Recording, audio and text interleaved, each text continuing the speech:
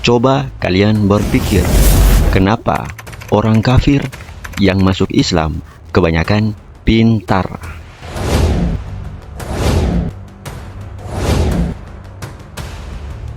Mereka memeluk Islam karena logika atau ada hal lain yang tersembunyi. Di sini kami akan membahas kenapa kalau kita dengar berita orang dari barat atau non-muslim masuk Islam, kebanyakan dari mereka itu adalah dokter, profesor, ilmuwan, atau pakar di bidangnya. Apakah ini cuma kebetulan atau memang Islam punya magnet khusus yang cuma bisa ditangkap oleh orang-orang yang berpikir kritis? Di video kali ini kami akan bongkar kenapa fenomena mualaf itu pintar. Ini terus terjadi dan apa yang sebenarnya mereka temukan di dalam Islam yang mungkin selama ini luput dari perhatian kita. Pertama, kita harus paham satu hal. Orang yang pintar atau punya latar belakang pendidikan tinggi biasanya punya sifat skeptis. Mereka tidak mau menerima sesuatu cuma karena katanya atau karena keturunan. Bagi mereka, kebenaran itu harus bisa dibuktikan secara logika dan data.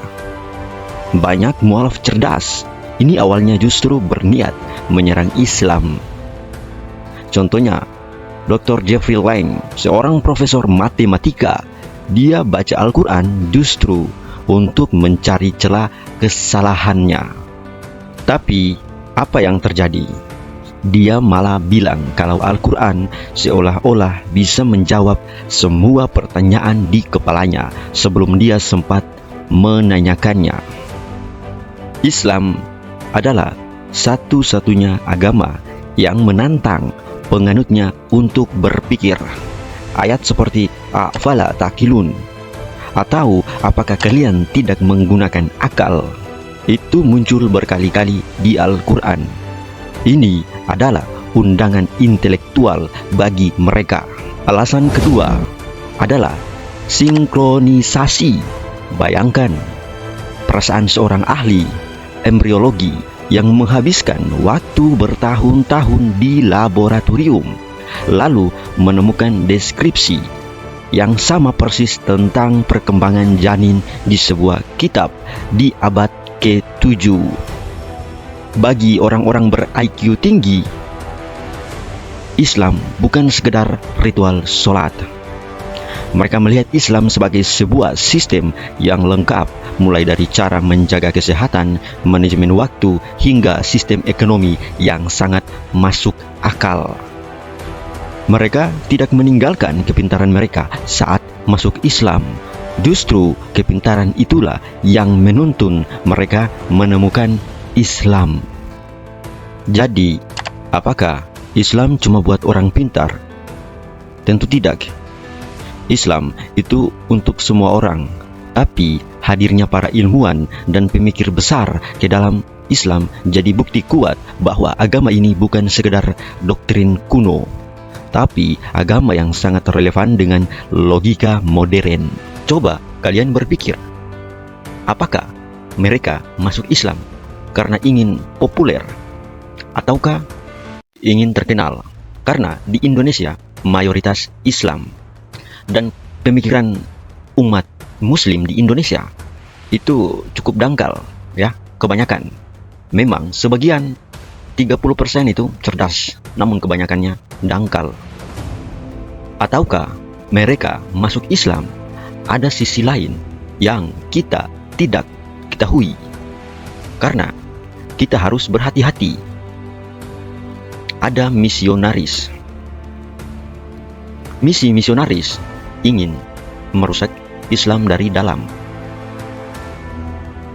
Kita mengutip ayat Al-Baqarah 120 di dalam tafsiran Ibnu Katsir, Al-Mukhtasar, Al-Wajiz, dan lain-lain, menjelaskan bahwa ayat tersebut orang Nasrani dan Yahudi tidak akan senang kalau Islam bersatu.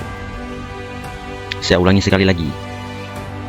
orang Yahudi dan Nasrani tidak akan senang kalau Islam bersatu. Itu di dalam Al-Baqarah ayat 120. Al-Quran yang menjelaskan.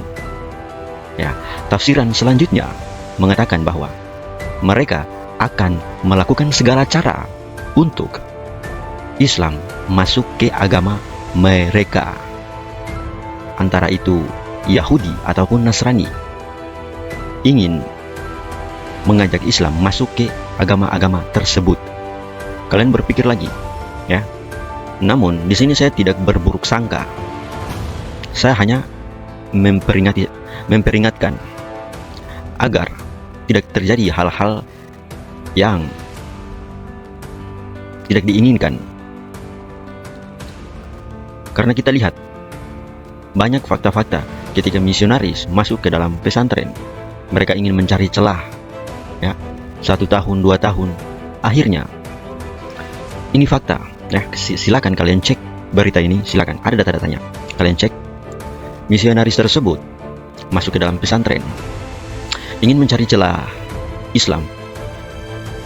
Beberapa tahun kemudian, ia mengakui jujur bahwa dia adalah misionaris dari agama yang lain. Saya tidak perlu menyebutkan.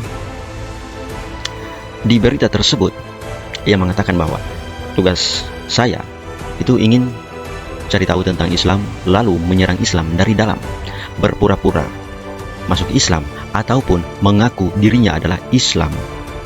Ini tugas berbahaya misionaris.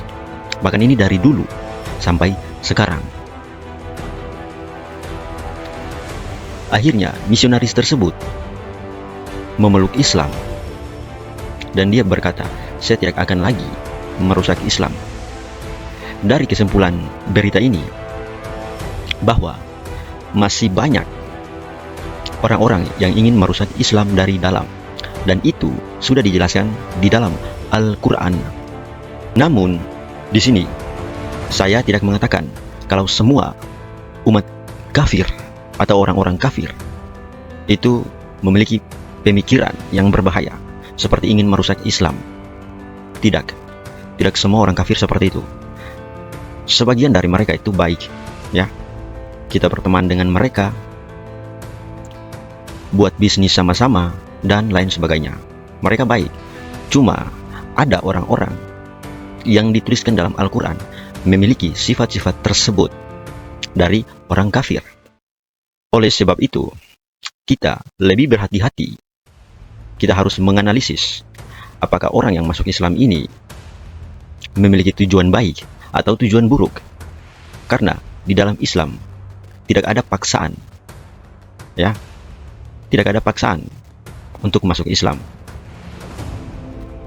Tapi sekarang banyak orang-orang yang mengistilahkan login yuk, seakan-akan memaksa orang untuk masuk Islam. Di pandangan sebagian orang yang melihat hal seperti ini, pasti mereka berpikir bahwa orang-orang ini memaksakan kita untuk masuk ke dalam agama Islam. Coba kalian berpikir, ini merendahkan, ya, seakan-akan mau membanyakan umat. Ini kan cara yang dangkal. Oke lah kalau itu sebagai candaan ataupun apalah. Namun ini tidak baik, ya kan? Menurut kalian, siapakah mualaf yang paling kalian sukai? Di sini saya tidak mengajak kalian untuk memilih, tapi menurut kalian saja yang kalian sukai, yang kalian anggap mereka itu pintar, para ilmuwan, doktor dan lain sebagainya. Tapi tunggu, di sini saya punya keresahan. Ada orang yang sudah masuk Islam bertahun-tahun, namun dia tidak mempelajari Islam, hanya dirinya sudah Islam. Dia tidak paham sholat, tidak bisa baca Al-Quran. Apakah orang-orang seperti ini yang masuk Islam karena ingin terkenal, ingin populer? Contoh saja para YouTuber atau para public figure di Indonesia. Ya, kalian masuk Islam karena apa? Kalau boleh, kalian tulis orang-orang seperti ini di kolom komentar. siapa mereka. Dan kalian kalau mau membeli buku tentang keislaman agar menambah wawasan pengetahuan agama, silakan klik di deskripsi bawah. Saya sudah cantumkan beberapa buku yang pasti kalian suka, agar kalian membacanya sambil santai, sambil ngopi sebelum tidur. Mungkin itu saja yang saya sampaikan. Kurang dan lebihnya saya mohon maaf. Berjumpa lagi dengan saya nanti. Salam kritis dari Izal Samsudin.